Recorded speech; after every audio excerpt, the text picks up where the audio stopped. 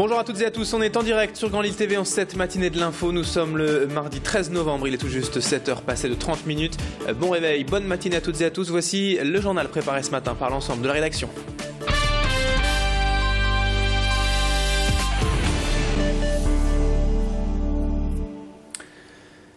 Et à la une de l'actualité aujourd'hui dans la métropole lilloise, on démarre tout d'abord cette édition avec les images de la visite de Najat Vallaud-Belkacem hier dans la région. La ministre des Droits des Femmes est venue à Marcq-en-Barœul notamment signer la première convention régionale pour l'égalité professionnelle. Le Nord-Pas-de-Calais est ainsi le premier territoire pilote à profiter de ce programme qui réunit donc l'État, la région et l'Académie avec trois objectifs majeurs. Dynamiser l'égalité notamment salariale dans les PME, favoriser la mixité de certaines filières et réduire l'éloignement professionnel des travailleurs en congé parental en proposant un accompagnement renforcé. Des mesures qui doivent permettre à la région de refaire son retard car ici, seuls 50% des femmes sont en activité contre plus de 60% en France. Et surtout, dans la région, plus qu'ailleurs, les femmes ont beaucoup moins accès à l'emploi que les hommes.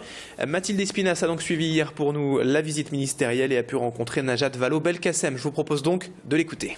L'expérience nous montre que lorsque vous prenez un métier très majoritairement féminin et que vous le masculinisez un peu, de fait, les conditions de rémunération vont s'améliorer. Et lorsque vous prenez un métier très masculin et que vous le féminisez un petit peu, généralement c'est un métier technique, de fait, la qualité de vie au travail va s'améliorer. Donc la mixité des métiers, c'est une bonne chose pour les hommes et pour les femmes et dans tous les secteurs. Toujours à la une de l'actualité, mais rayon social. À présent, les médecins des cliniques se sont mis en grève hier. Les praticiens et internes débrayent pour dénoncer l'accord réglementant les dépassements d'honoraires. Un accord qui interdit aux praticiens d'exiger plus de 150% du tarif de base de la sécurité sociale sous peine de sanctions. De nombreux blocs opératoires étaient donc fermés hier dans l'agglomération.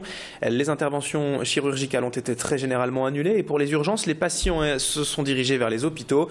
On estime en fait le nombre de grévistes à 70% dans les cliniques de la métropole lilloise et ici, à Marcq-en-Barœul, à la clinique du sport et de l'orthopédie, tous les praticiens étaient en grève hier. Les internes, quant à eux, protestent contre leurs conditions de travail, une faible rémunération et la liberté d'installation qui pourrait être remise en cause, selon eux. Mathilde Espinas s'est rendue à la clinique du sport de Marcq hier. Écoutez le président du groupe HPM, Yves Barbreau, quant à la situation actuelle. Aujourd'hui, tout le personnel est présent sur les sites, donc on est obligé de payer forcément les salaires et toute l'infrastructure sans activité. Donc si le mouvement perdure, c'est un vrai problème pour nous. C'est pas vraiment de parler aux chirurgiens, c'est plutôt d'interpeller les autorités et leur dire attention, le secteur privé aujourd'hui, les cliniques privées jouent un rôle important dans l'offre de soins. Il ne faut pas mettre à mal ces établissements, il faut dialoguer. Et ce qu'on peut encourager, demander aux instances et aux autorités, c'est de dialoguer avec les chirurgiens. 7h33 en ce mardi matin sur Grand Lille TV, également à la une de l'actualité, une importante fuite de gaz hier sur un chantier à Lille a entraîné l'évacuation urgente de près de 150 personnes, dont de nombreux enfants. L'incident s'est en fait produit rue de la Seine à Lille Sud et l'école Pain-Levé, toute proche, a donc dû être évacuée. Tout le monde a tout de même pu rapidement regagner les locaux de l'école sans gravité, mais plus de 500 foyers ont été privés de gaz hier après-midi et en début de soirée, le temps de colmater la brèche. Plusieurs rues adjacentes ont également été interdites à la circulation dans l'après-midi. Comme beaucoup de monde encore aujourd'hui, vous avez très certainement à la maison de vieux médicaments oubliés dans les armoires à pharmacie, issus d'anciens traitements et qui n'ont donc plus d'utilité. Eh bien, sachez que tous ces médicaments peuvent être recyclés et valorisés. C'est l'association Cyclamed qui est à l'origine de cette collecte, qui vise donc à protéger l'environnement et notamment éviter les risques de pollution de l'eau. Mais peut-être plus concernant encore, se débarrasser ainsi de ces vieux médicaments permet de réduire les risques d'accidents domestiques. Pour cela, il suffit donc de déposer les remèdes inutiles chez votre pharmacien. Explication complémentaire avec le président de l'association Cyclamed, Thierry Moreau Desfarges au micro de Macha Grunessen. Vous devez garder des médicaments chez vous pour votre usage personnel, pour vos enfants, pour vos familles et pour les médicaments dits d'automédication. L'aspirine, le paracétamol, l'ibuprofène, certains sirop antitussifs, etc. Donc cela, il faut les garder. Par contre, dès qu'ils ont atteint la date de péremption, eh bien vous les jetez.